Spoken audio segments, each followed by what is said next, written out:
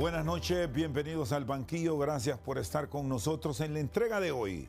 El proceso de investigación en muchas dependencias del Estado que ha realizado la sociedad civil y cómo la Junta Liquidadora o la Comisión Liquidadora que integró el presidente Afura ha realizado ya un trabajo puntual para cerrar instituciones del Estado y los hallazgos que hay en las mismas. Nuestros invitados de hoy son profesionales del derecho, Juan Carlos Aguilar, Ángel Mendoza y Carlos Hernández.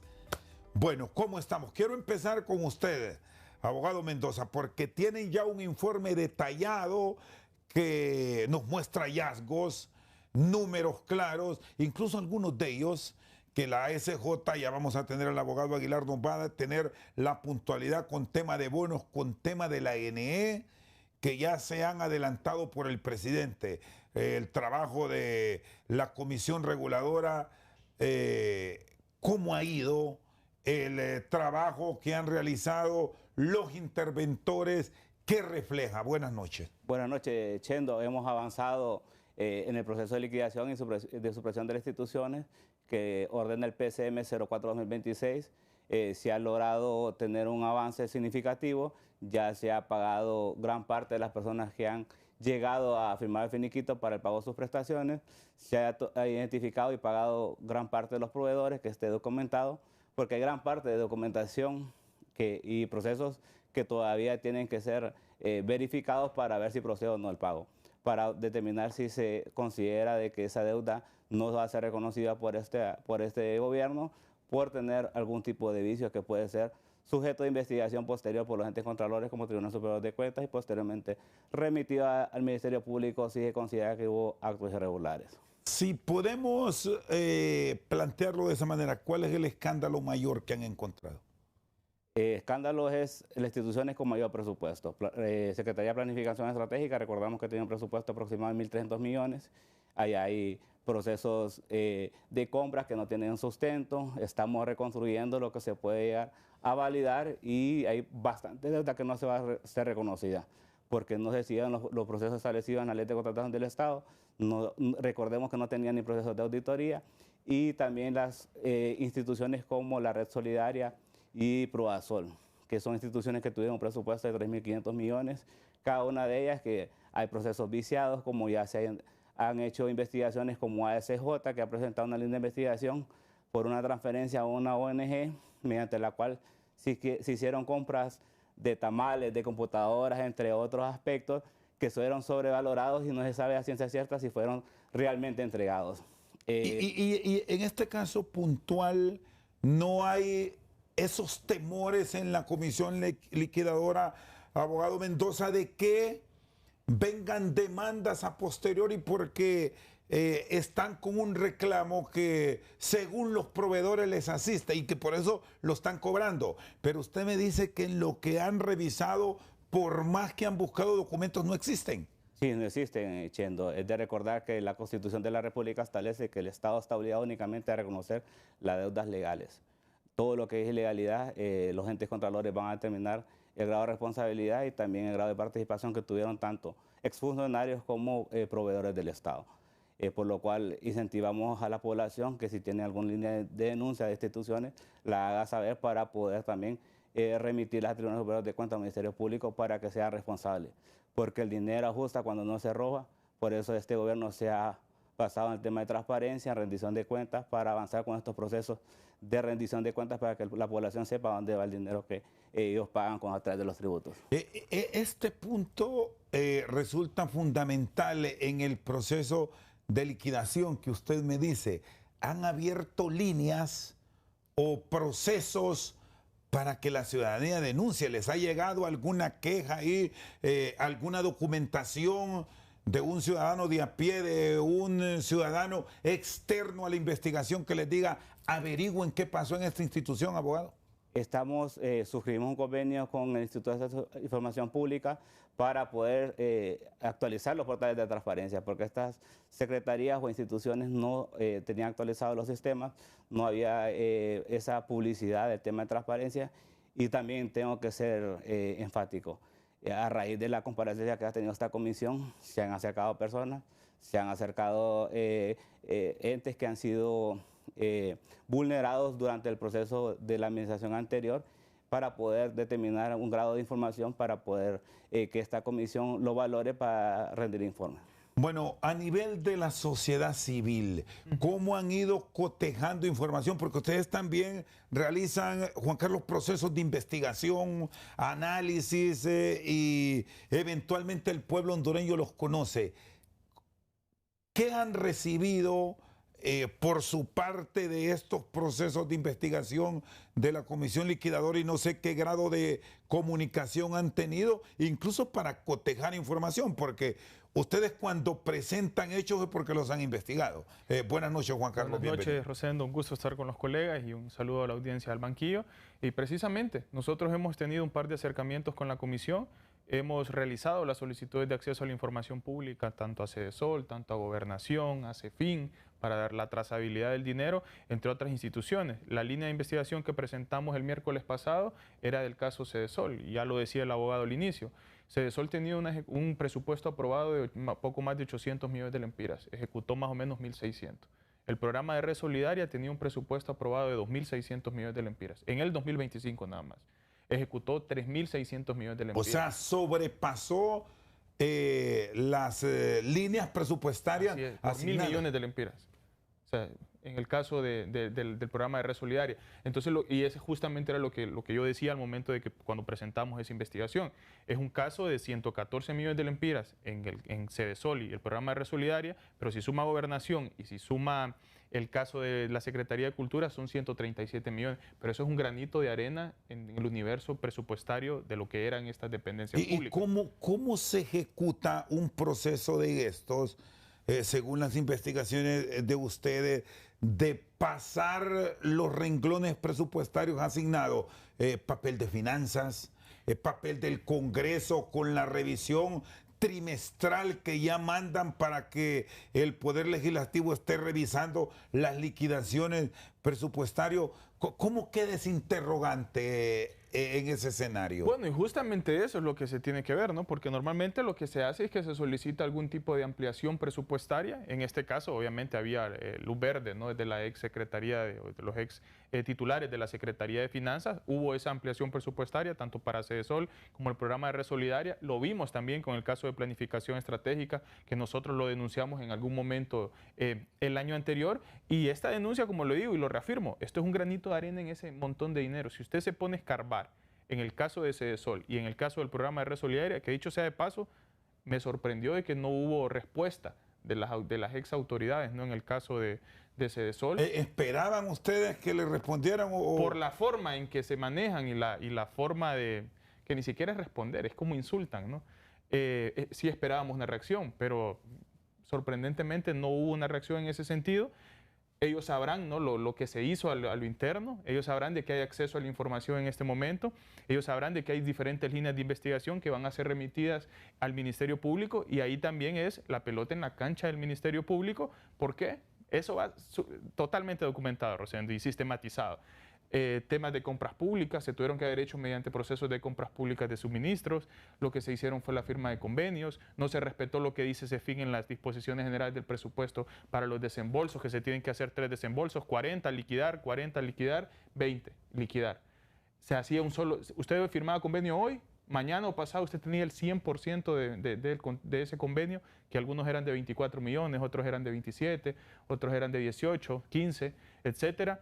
Y en el tema de garantías, imagínese usted, en el tema de garantías bancarias, lo que hacían era presentar una letra de cambio en blanco, cuando normalmente lo que se hace... O sea, no había una garantía como respaldo. No existía, porque lo que hacía es que se da una letra de cambio en blanco, y en ese caso lo que usted tiene que hacer es depositar una garantía en un banco, porque si usted le queda mal al Estado, el Estado simplemente lo ejecuta y ese dinero viene para las arcas del Estado. Ese tipo de Esa es una responsabilidad que debe correr por el secretario de Estado en el despacho del director ejecutivo, el gerente, o es un asunto de la Secretaría General? ¿Quién tiene la responsabilidad en un tema como este? Mira, ahí habría que ver los filtros, ¿no? que implementaba Sedesol en ese caso, pero evidentemente hay una responsabilidad de las personas que firmaban y autorizaban incluso desde los dictámenes, porque eran dictámenes sin sustento legal, eran dictámenes que no mencionaban ni siquiera un PCM que habilitaba la ejecución o la firma de esos convenios, y que habían dictámenes que tenían 3 líneas, Rosendo. 3 líneas y la firmaba el exministro.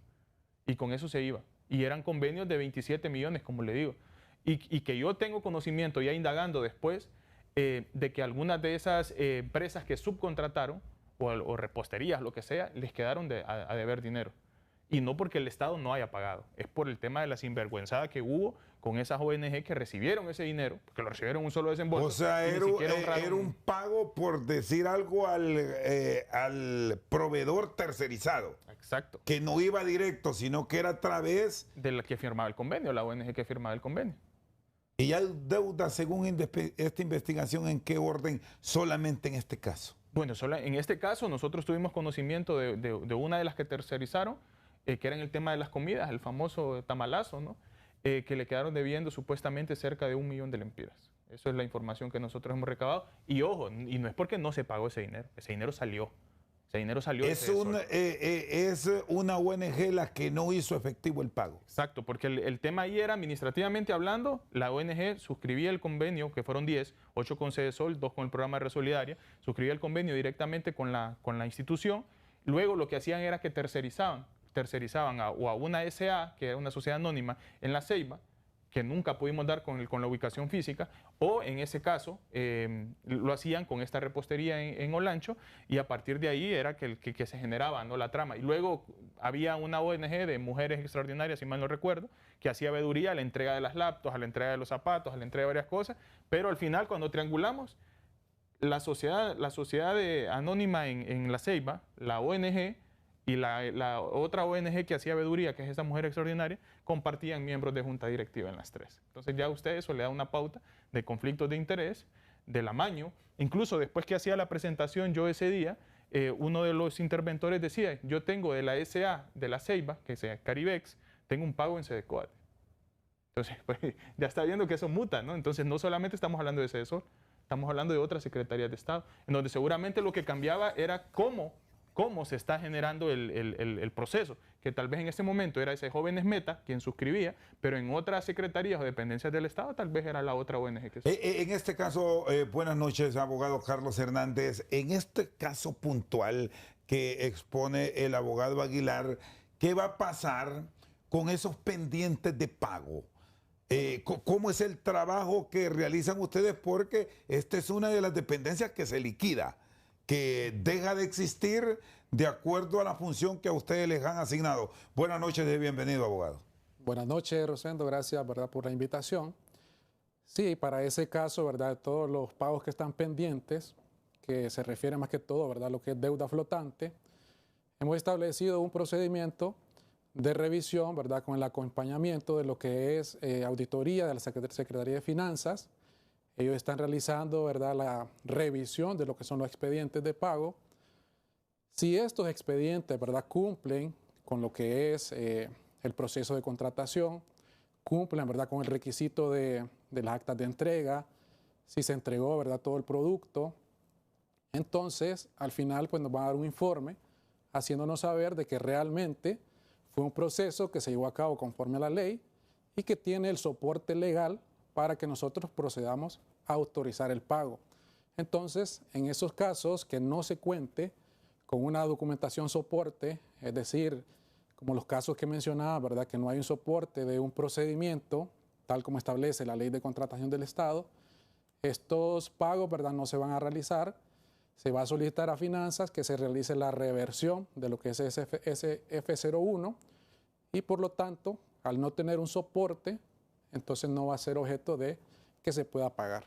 ¿Hay un estimado, abogado Hernández, de cuánto es en deuda flotante lo que tendría que asumir el Estado como responsabilidad y cuánto de ese recurso definitivamente no se va a pagar? ¿Tienen estimados? Bueno, en este momento, ¿verdad? Como cada uno de los comisionados, nos dividimos las instituciones suprimidas. En el caso mío, ¿verdad? Que estoy con SEDECOAS, tenemos 41 millones de deuda flotante. Actualmente, ¿verdad? Solo he detectado un pago por 6,000 empiras que no se va a pagar, ¿verdad? Que son unos gastos por alimentación que están solicitando un reembolso donde no existe, ¿verdad? La documentación soporte. Es decir, no hay evidencia de que se haya, porque es por empleados que se quedaron trabajando después de la hora de salida. Entonces no existe, ¿verdad? Ese sustento, no hay marcaje, no hay un registro de las actividades que estuvieron realizando y por lo tanto ese pago no se va a realizar. Pero en las otras instituciones, ¿verdad? Sí tenemos una... Solo cerremos SEDECOAS porque es una de las que usted está liquidando. Ahí no hubo sobresaltos en el presupuesto, no pasaron las asignaciones o también enfrenta el mismo problema que ha tenido Ángel, que ha tenido Desiree, que ha tenido Leonel y todos los que están en el grupo de liquidación. Bueno, en el caso de SEDECOA, ¿verdad? Como es una institución relativamente nueva, empezó a funcionar en el 2023, entonces realmente los procesos, ¿verdad? Que se llevaron a cabo, solo hemos identificado, ¿verdad? Un hallazgo, ¿verdad? Que todavía está en investigación, que se trata de que hicieron pagos anticipados en un 100%, sin haberse concluido, ¿verdad? Lo que eran los contratos, es decir, contratos que tenían un avance financiero y físico de un 25%, se solicitó, ¿verdad? El pago anticipado del 100%. ¿Y se pagó aún y cuando solo tenía un 25%, es decir, ni siquiera la mitad, se pagó en su totalidad el proyecto? Es correcto, se pagó, ¿verdad? El 100%. En ese caso, ¿verdad? Finanzas aplicó algo que ellos llaman, ¿verdad? Que se llama pignoración de pagos, que cuando el pago cae, ¿verdad? La cuenta del contratista, se congelan esos fondos y posteriormente se van desembolsando conforme se va ejecutando el contrato. Pero hubieron ciertos pagos, ¿verdad? Que realmente los recibió la empresa y que no fueron congelados por finanzas, entonces lograron cobrarlo, ¿verdad? Lo que fue las empresas constructoras.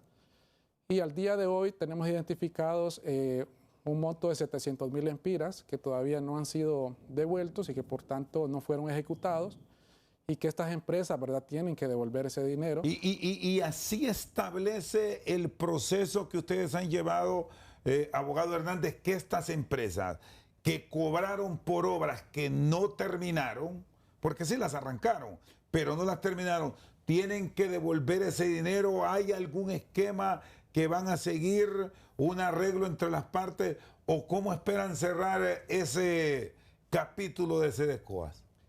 Como la mayoría de depósitos, ¿verdad? Que se realizó todavía está congelado, con finanzas se va a realizar para el trámite para que ese dinero regrese a las cuentas del Estado.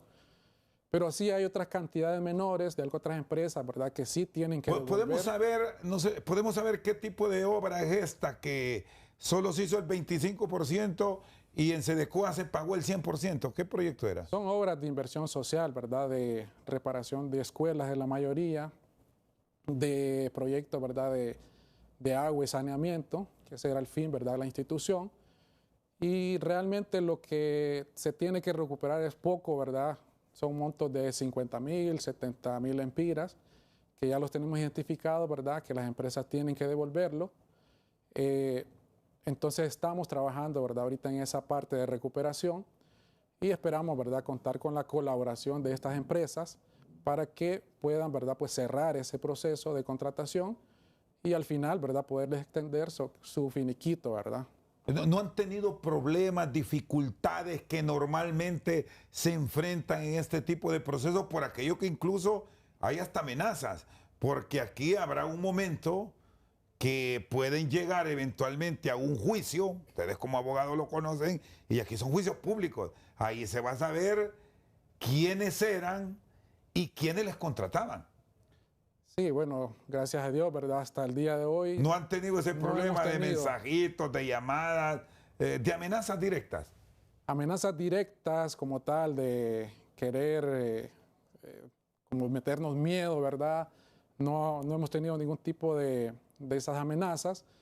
Sí hemos contado, ¿verdad?, con solicitudes en la página, ¿verdad?, de transparencia de finanzas, solicitudes relacionadas a nuestro patrimonio, ¿verdad?, lo que corresponde a nuestro salario, nuestro patrimonio, nuestras direcciones, pero nada, ¿verdad?, que nos haga tener miedo, ¿verdad?, de continuar con esta función que se nos ha encomendado. Muy bien, estamos esta noche al banquillo revisando el proceso de liquidación de instituciones del Estado y los procesos de investigación de entes de sociedad civil. Pausa, ya regresamos. Seguimos esta noche al banquillo en Punto sobre la Mesa de hoy. ¿Cómo está el proceso ahora mismo de la investigación sobre los equipos médicos, que ya se habló, se compraron para hospitales que no se han terminado? ¿Qué pasó con las motocicletas y con el manejo de recursos que se pusieron a disposición de proyectos como el Programa Nacional de Reducción de Pérdidas de la ANE? Punto sobre la Mesa es presentado por Bana. En el fútbol y en la vida, los imprevistos llegan sin avisar. Bana te presta hasta 7,000 lempiras desde tu cel. Con Bana puedes. Bueno, abogado Mendoza, usted preside la comisión y tiene a su vez, así como las tiene el abogado Hernández, dependencias del Estado que usted deberá presentar informes para liquidar. ¿Qué información tienen de esos 3 casos puntuales? En el caso de los equipos médicos que se fueron comprados para dotar, valga la redundancia, de equipo al neonatal de Santa Rosa de Copán, se encuentra actualmente en una bodega privada y los entes correspondientes van a hacer las investigaciones de determinar qué tipo de equipo hay, cuánto es el valor, pero tenemos una instrucción clara por parte del presidente de la República. Es ubicar esos equipos en los hospitales públicos que lo necesiten en este momento, ya que el avance de la obra de ese hospital solo es del 25%. O sea, el equipo está, el equipo existe y se puede usar, que de hecho eso ya es una ganancia ante la calamidad que vivimos en el sector salud. Sí, nosotros como el presidente ha expresado no podemos estar viendo para atrás lo que pasó, sino que tenemos que hacerle frente en una forma rápida de darle destino a estos bienes para que sirvan a la población hondureña. Y ya lograron... Estamos en el proceso de... Sí, perdón que lo interrumpí, abogado Mendoza. ¿Ya tienen un valor? Aproximadamente son entre 70 y 80 millones de lempiras el valor de ese equipo que se ha logrado determinar hasta el momento. Hay que hacer las investigaciones para ver cuál es el valor real y cuál es el valor de mercado que tienen en los mismos. En cuanto a las motocicletas, ya se hizo un avance. Un momentito, para cerrar este tema del equipo médico. Está en una bodega, tiene un valor aproximado a los 80 millones de lempiras, pero lo van a verificar que efectivamente sea ese el costo y lo van a entregar eventualmente a un hospital. Sí, a los hospitales hay que ver con la Secretaría de Salud para que priorice qué hospitales requieren qué tipo de equipo del que está disponible. También se está haciendo el proceso de verificación de las garantías, porque recuerde que usted de que compra un equipo, la garantía empieza a correr porque el proveedor cumple con entregarlo. Pero el tema es por qué tener por tanto tiempo almacenado un equipo si el hospital no estaba listo. Es como que usted compre el televisor para tener su casa si no ha iniciado con la construcción de su vivienda. Es como aquella premisa común de que usted ponga primero la carreta y después los bueyes. Así, o sea, no sabemos cuál era la intención que tenían los funcionarios en ese momento, porque realizaron compraron lo último sin tener lo primero. ¿Quién compró este equipo? ¿Salud? ¿Infraestructura? ¿Quién es, según la investigación de ustedes, el que asumió esta responsabilidad de compra?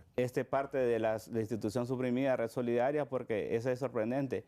¿Por qué a través de Red Solidaria se compraban equipos? ¿Por qué a través de Red Solidaria se hacían hospitales? Si el ente encargado para el tema de infraestructura era la CID o el tema de salud era salud, ¿por qué utilizar otras instituciones para fines diferentes a la finalidad que tenían las mismas? Por eso miramos en la administración anterior múltiples convenios entre 3, 4 instituciones para fines diferentes de la misma. Entonces, ¿por qué ocultarle a la población a través de estos convenios? Entre más largo hacían el proceso, trataban de esconder más los mismos. Ahora, vamos con las motocicletas. En las motocicletas hemos avanzado con el proceso de que estaban en red solidaria. Estuvieron compradas, almacenadas y guardadas por mucho tiempo, sin destino de las mismas, por lo cual el presidente de la República mandó unos mecánicos, mandó a unas personas para que les dieran mantenimiento para que fueran utilizados a través de la Secretaría de Salud. Nosotros hicimos una entrega pública de que se abasteció a la Secretaría de Salud para que sirvieran a aquellas comunidades que no tenían acceso, para que sirvieran para temas de vacunación, temas de entrega de medicamentos y también para poder que los médicos se acercaran a la población más vulnerable. O sea, las motocicletas ya están en funcionamiento. Ya la mayoría ¿Todas o hay algunas pendientes? La gran mayoría, porque vamos identificando qué instituciones, qué secretarías necesitan esas motocicletas para darle la finalidad correspondiente. Ahora, el tema del Programa Nacional de Reducción de Pérdidas, es decir, lo liquidaron completamente a nivel del Ejecutivo, ya está cerrado. Ese le corresponde a la Comisión Interventora, pero nosotros hemos hecho un acompañamiento en ese programa, como dice el presidente, programa de fomento de pérdidas, porque no se redujo las pérdidas. Los únicos que tuvieron pérdidas fue el gobierno, ya que había alquileres de bienes por más de 27 inmuebles a nivel nacional, alquiler de vehículos con precios que se están sujetos a investigación, y también unas planillas que eran exorbitantes con salarios de 70, 80 mil lempiras, cuando había una realidad de país que estábamos en una situación económica bien difícil. Bueno, hay un punto, ya voy a entrar con Juan Carlos y con el abogado Hernández, que me llama la atención. ¿Tienen ustedes fechas de cuándo se hizo toda esta operación promedio, abogado Mendoza? ¿Cuándo se hizo? ¿En tiempo? ¿Recuerda alguna fecha?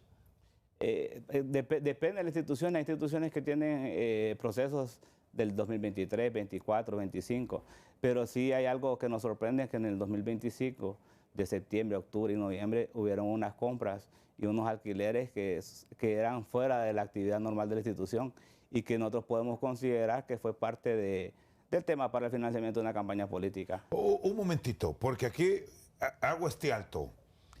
En el 2025, ¿por qué es año político? Y me dice el abogado Mendoza, Juan Carlos, que hay una enorme inversión entre septiembre, me dice, y noviembre. Es el mes de la actividad plena política. ¿Qué hallazgos tienen ustedes? Porque aquí estamos ante un hecho claro de favoritismo. Totalmente. Y mire, no solamente en algunas de esas dependencias. O sea, nosotros hacíamos la denuncia en algún momento, incluso con el tema de planificación estratégica, con el tema de la entrega de los bonos. Creo que un parámetro y una muestra de cómo se generó esa administración pública o cómo lo administraron los ex funcionarios es el tema de ver lo que fue Sedesol, que es el brazo social, ¿no?, del Gobierno de Libertad y Refundación, ver lo que fue el programa de Red Solidaria, con ejecuciones superiores a los 1.000 millones de lempiras, más de lo que se les había aprobado, y en donde pues vimos que existió una gran fragmentación de esos bonos. El bono climático, si usted se acuerda, que estaba siendo entregado inclusive en lugares que no tenía algún tipo de afectación directa para el tema de cambio climático, el bono joven, el bono oro, etcétera, etcétera, que no hay un soporte de toda la entrega de esos miles de millones de lempiras que fueron ejecutados alrededor del tiempo, pero que obviamente nosotros hacíamos la trazabilidad del dinero y en febrero del 2025 había un pico, pero ese pico es porque íbamos a elecciones primarias en marzo. Y luego los 2 meses anteriores, previo a noviembre, hubo también un pico en la entrega de esos bonos. Es decir, 2025 marcó momentos en el inicio de año Y al final. y en el cierre de año, por ubicarnos en el tiempo. Totalmente. Y han logrado ustedes al menos cuantificar como sociedad civil o acercar cifras de los excesos de gasto.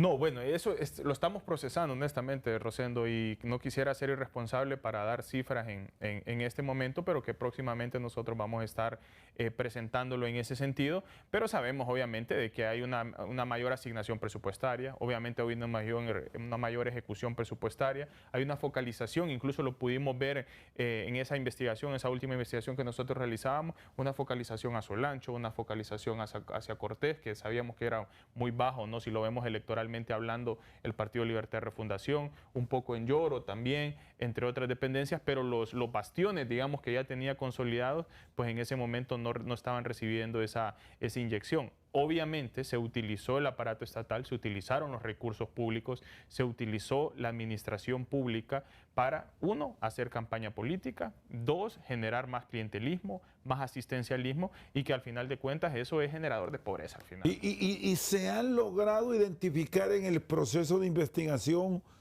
cómo se canalizaba, no la institución, sino cómo se canalizaba para la ejecución? ¿Quién era? Porque ahí hay personas. Eso no es que aquí está, llévenlo y automáticamente se ejecuta. Ahí hay actores humanos. Total, y son las autoridades, Rosendo, al final, las autoridades que estaban Yo dentro. pregunto esto por lo de la campaña, No, ¿verdad? total. Que habíamos una campaña abierta y ahí hay alcaldes, regidores, diputados, aspirantes a diputados, etcétera, etcétera. Y le voy a poner un ejemplo chiquito y seguramente así se dio gran parte de esa administración con el tema de las computadoras. En el caso de Sedesol se compraron N cantidad de computadoras. En muchas de las ocasiones se les entregaban 300, 400 directamente al exministro. Y no hay un listado de beneficiario final. Es decir, usted no sabe a quién se lo dieron, usted no sabe qué pasó con ese dinero. Hubo un convenio que recuerdo que fue como un 6 de noviembre, 6 de diciembre, más o menos por ahí. Y solo firman el convenio y Banadesa manda a pedir prestadas las computadoras que estaba adquiriendo Sedesol. Entonces, obviamente ahí eso ya estaba hablado y que no fueron retornadas. Y eso le estoy dando en Banadesa quedaron unas computadoras. Exactamente. Y le estoy dando ejemplos pequeños, pero que así como se manejó eso, así se manejaron en temas de pauta, así se manejaron en temas de movilización utilizando los carros del Estado, en temas de comida con esos contratos, contratos millonarios. Imagínense para un evento sindical, 4 millones de lempiras.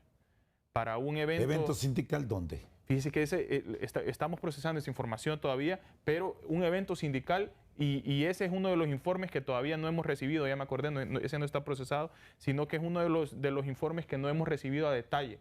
¿Cuándo esperan tener esos detalles? Lo más pronto posible. ¿Y no solamente de esos casos, esto sino es de en otras acceso secretarías. a información pública? En algunos casos, acceso a la información pública y otra información que está procesando la comisión, que nos la va a hacer llegar a nosotros para sistematizar esa información y poder presentarla al Ministerio Público. Ustedes, de todos los procesos llevados, ¿cuántos están ya enviados o presentados en la Fiscalía? Miren, la Fiscalía presentamos el del miércoles pasado, ese ya fue presentado, ese caso va hecho, digamos. La Fiscalía obviamente va a indagar, va a profundizar. En algunos otros casos que hemos intentado indagar, cuando solicitamos la información, nos dicen que esa información ya está en propiedad y en potestad del Ministerio Público. Entonces yo entiendo que el Ministerio Público también está haciendo y ampliando otras investigaciones en ese caso y que las va a materializar en requerimiento fiscal, yo espero que pronto, porque también, Rosendo, es que hay cosas que son demasiado obvias y hubo violaciones a la normativa y excesos que son muy grandes. ¿Qué es muy obvio para ustedes, por ejemplo? Vaya, por ejemplo, en esa última investigación se obviaron procesos de compras y contratación.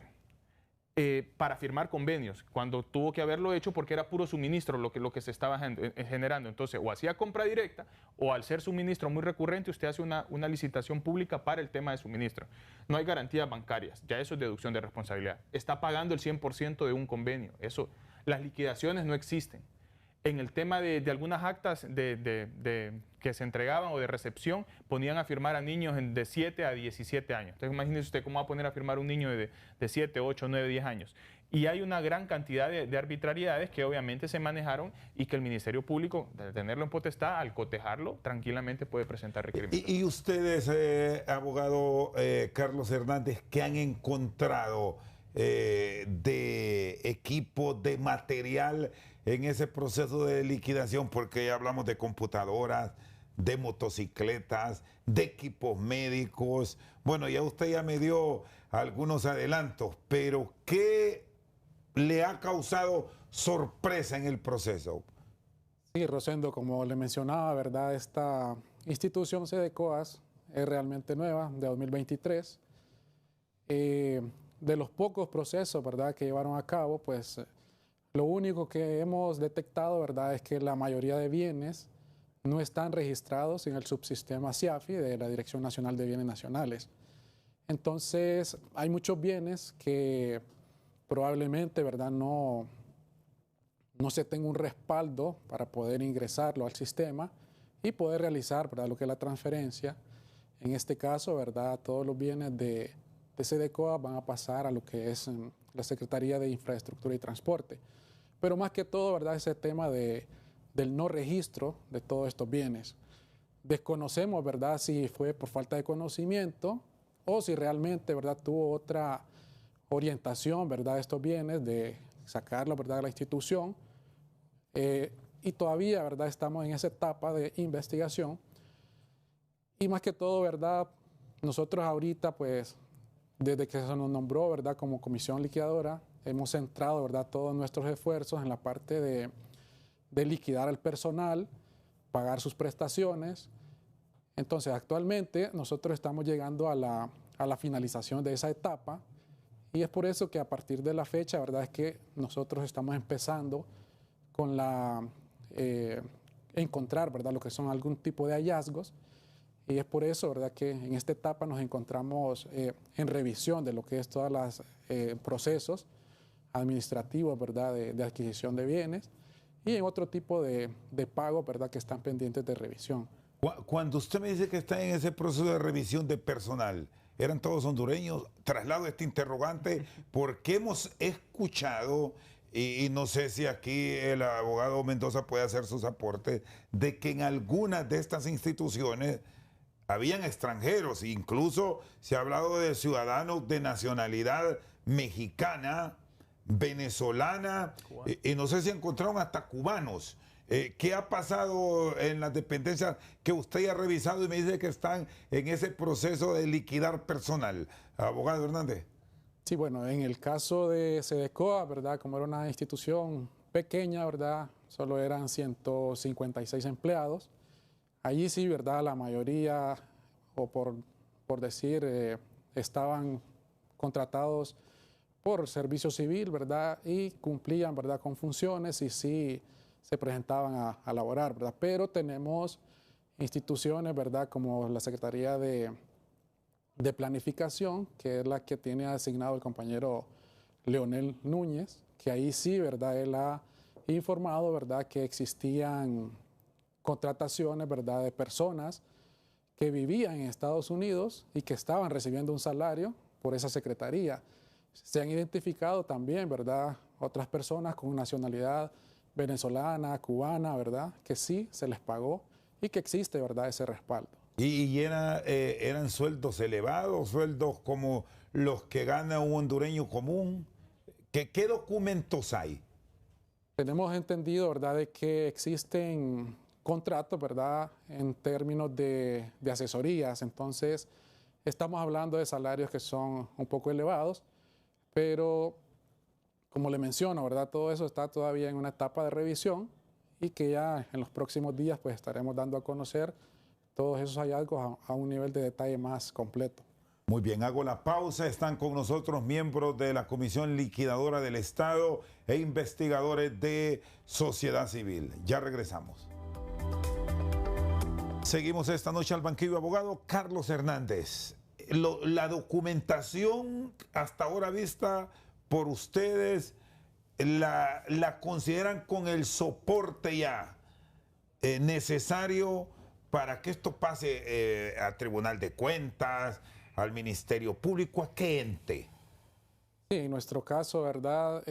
SEDECOA, pues no hemos detectado, ¿verdad?, así hallazgos como los que han mencionado los demás compañeros, pero en los demás casos, ¿verdad?, en las otras instituciones sí tenemos la documentación, ya tenemos, ¿verdad?, acercamientos con el CNA, con ASJ, ¿verdad?, también con Tribunal Superior de Cuentas. Se les ha enviado, ¿verdad?, algunos hallazgos para que procedan a realizar las investigaciones correspondientes, para que sea, ¿verdad?, a través de estos organismos que se procedan a ejercer, ¿verdad?, la acción penal, ¿verdad?, en el Ministerio Público, porque muchos, ¿verdad?, de esos hallazgos que se han mencionado pues son constitutivos de delitos y serán, ¿verdad?, estos entes los que deberán, pues, preparar, ¿verdad?, toda la documentación y poder presentarla, ¿verdad?, ante estos órganos competentes. Aquí hay un punto clave. Ustedes no están acusando a nadie, eso hay que dejarlo claro, ni están señalando a nadie, simplemente presentan un hecho que han investigado,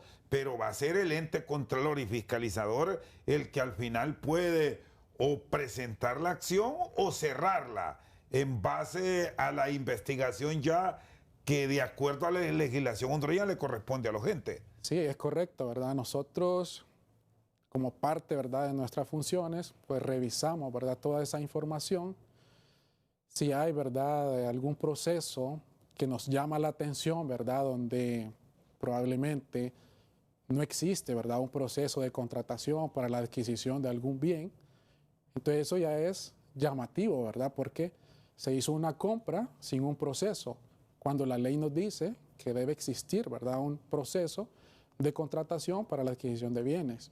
Entonces, ese tipo de hallazgos o de indicios que nosotros encontramos son los que estamos documentando, respaldando, ¿verdad?, con la documentación correspondiente, y es la documentación que estamos enviando a estos entes investigadores. ¿A ustedes se les han acercado algunos de los funcionarios que en su momento tuvieron la responsabilidad en estas dependencias a pedir alguna explicación, a proporcionar incluso algún documento que les pueda servir como sustento para que ellos certifiquen una buena actuación?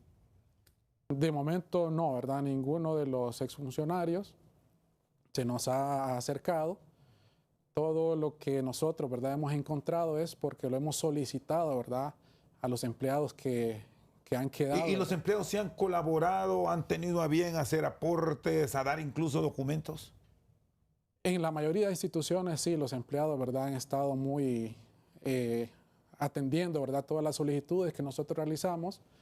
Sí hemos encontrado, ¿verdad?, algunas instituciones donde tal vez por falta de documentación, pues estos empleados pues no saben, ¿verdad?, dónde está esa información y por lo tanto no pueden darnos, ¿verdad?, cierta información, pero realmente, ¿verdad?, son sinceros y dicen, no sabemos dónde está esa documentación o no sabemos cómo se hizo ese proceso, porque hay instituciones, ¿verdad?, donde nos han dicho eso, que no saben cómo fue que se hizo cierta compra. Entonces, esos hechos, ¿verdad?, son los que llaman la atención y son los que son, ¿verdad?, enviados a los entes competentes para investigación. Y en el caso de la dependencia bajo la responsabilidad del abogado Mendoza, ¿qué han encontrado? ¿Qué ha pasado ahí con los exfuncionarios ya en este caso? Recordemos que cuando nosotros entramos como comisión liquidadora, la mayoría de instituciones quedaron acéfalas, sin secretarios de Estado, sin secretario general, sin auditores, sin administradores, porque muchos de ellos se fueron, cobraron sus prestaciones, muchos o están en funciones privadas dentro del país y otros se fueron del mismo.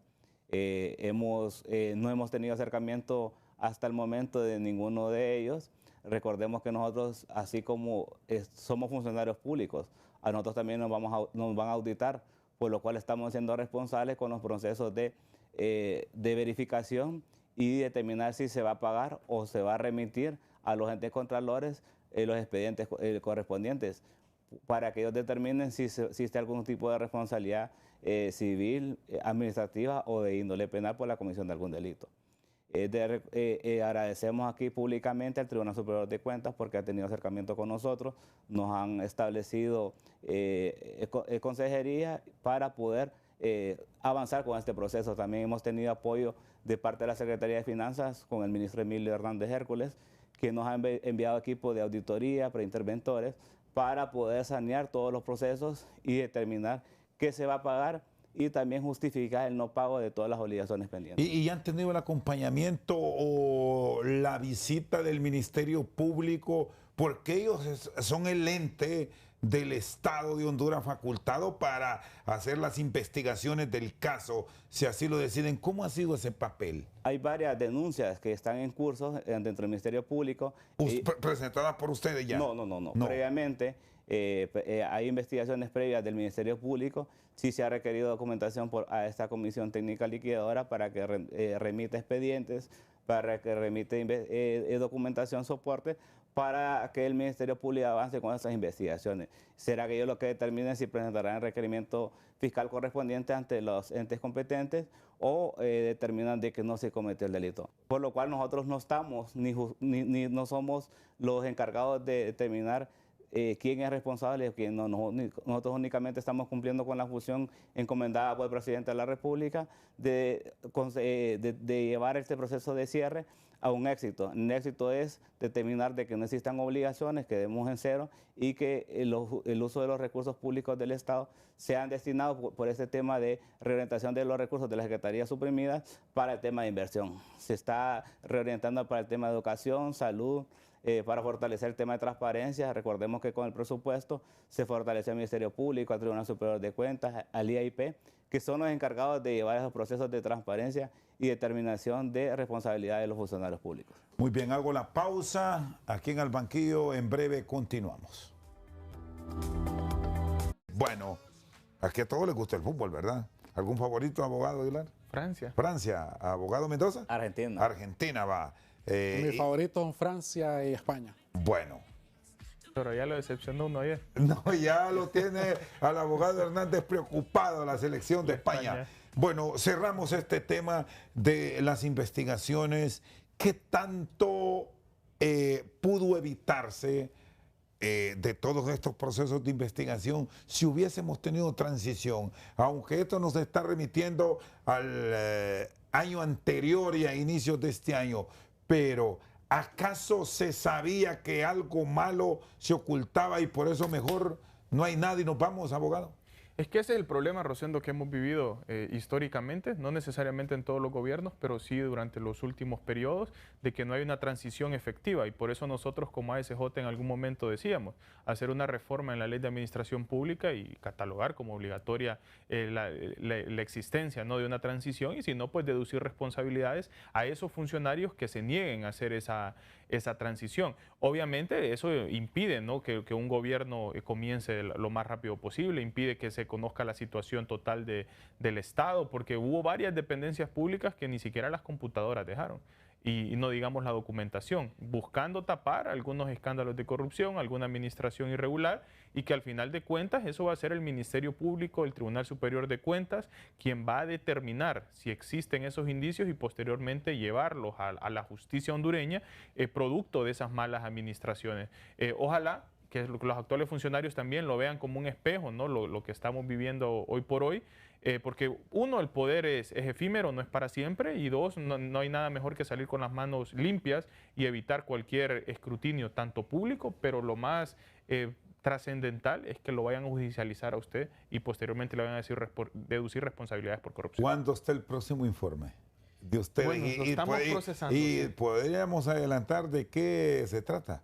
Bueno, hay varios informes que están ¿Pero el más próximo? Encaminados. No les sabría decir, Rosendo, para no generar especulación. Pero sí hay, pronto. Pero sí hay. Obviamente hay información que se está procesando, que se está construyendo casos. Y como usted sabe, lo que caracteriza a SJ es información basada en datos, basada en evidencia y como lo que presentamos el miércoles pasado. Casos ya construidos que se van a dejar al Ministerio Público. ¿Cuándo terminan su función? ¿Cuándo los liquidadores dicen misión cumplida? El presidente de la República está considerando darnos más actividades, está en proceso de evaluación de todas las instituciones del Estado para determinar qué grado de cumplimiento han tenido. También tenemos... Son 27, ¿verdad, abogado, en total? ¿O les agregaron algunas otras? Estamos con procesos de supresión y de adscripción de algunas. Entonces, esa dinámica del presidente de la República de ver resultados, de ver respuestas a la población, está obligando a esa constante evaluación para determinar qué instituciones están cumpliendo, cuáles tienen una finalidad real dentro de la administración pública y cuáles no, para tener ese tema de reorientar todos los recursos para darle respuestas claras a la población. ¿En estas instituciones que desaparecen han salvado personal? ¿Han encontrado buenos equipos para laborar efectivamente dentro de la administración pública? ¿O todo es bajo el esquema empezamos de cero? Hay personal calificado en estas instituciones que nosotros estamos suprimiendo. Se está determinando los perfiles que tienen para poder ser considerados en otras instituciones del Estado.